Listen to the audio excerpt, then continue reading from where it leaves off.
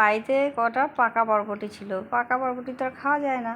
ওই বরবটিগুলো আমি ওখানে ফেলে দিয়েছিলাম। দেখছি ওখানে গাছ হয়ে গেছে এক ঝাড়, গাছগুলো তো বেশ আবার বরবটিও হয়েছে দেখছি। ওখানে আমি আবার একটা ঝিঙে গাছ লাগিয়েছি, এটা ঝিঙে পাতা, বড় বড় পাতাগুলো।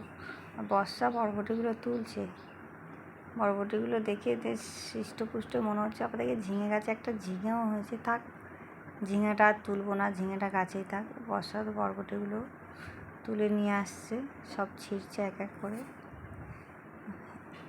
বর্ষা, বরবটি কী করবি? আলু দিয়ে ভাজা খাবো।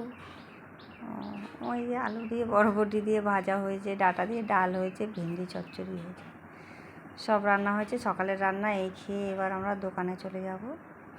আবার দোকানে এসে দোকানটা খুলতে না খুলতেই অঝোরে বৃষ্টি পড়তে শুরু করেছে।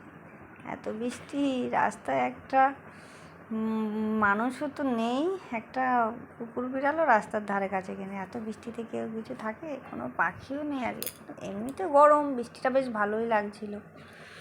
বৃষ্টিটার জলটার দিকে এমনভাবে তাকিয়ে আছি যেন একটু চান করে গিয়ে এমন লাগছিল। আর বৃষ্টিতে দোকান বন্ধ করে বাড়ি চলে এলাম। বাড়ি এসে দেখছি একজনের খাটে ঘুমোচ্ছে, আমাদের বাড়ির নয়, পাশের বাড়ির অন্য কোথা থেকে এসছে। আবার দেখি গুটি পাকিয়ে ঘুমিয়ে আছে, আবার একটু নাড়া দিতে ছড়িয়ে রয়েছে, ছড়িয়ে একবারে আরামে